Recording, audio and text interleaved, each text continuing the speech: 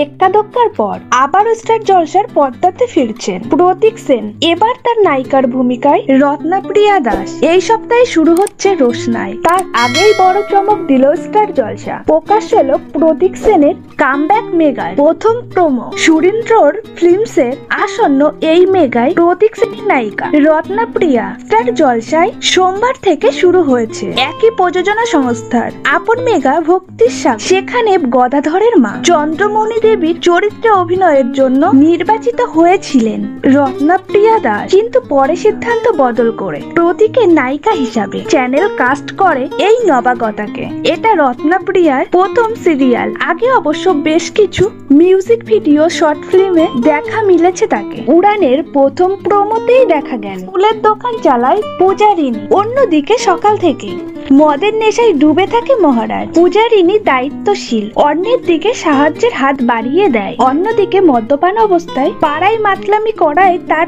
ধ্যান জ্ঞান মহারাজ। যদিও আগে এমনটা ছিল না সে। এই তল্লাটের এক বৃদ্ধকে বলতে শোনা গেল, সবচেয়ে ব্রিলিয়ান্ট স্টুডেন্ট ছিলিস তুই, প্রার্থনা করি সুবুদ্ধি হোক তোর। দুটি ভিন্ন মেরুর এই মানুষের জীবনে কিভাবে এক তারে বাধা পড়বে? অতীতে কি এমন ঘটনা ঘটেছিল মহারাজের সঙ্গে যে এত ভালো ছাত্র হওয়া সত্ত্বেও এখন মদের নেশায় ডুবে নিজের জীবন শেষ করতে বসেছে সে? পূজারিনী কি পারবে সেই অন্ধকার থেকে তাকে আলোর পথে ফেরাতে? সেই উত্তর মিলবে এই উড়ানে। কোন স্লটে আসবে এই মেঘা তা নিয়ে এখনো কিছু জানানো হয়নি। ভিডিওটি ভালো লাগলে লাইক, কমেন্ট, শেয়ার করবে আর চ্যানেলটিকে সাবস্ক্রাইব করতে ভুলবেন না।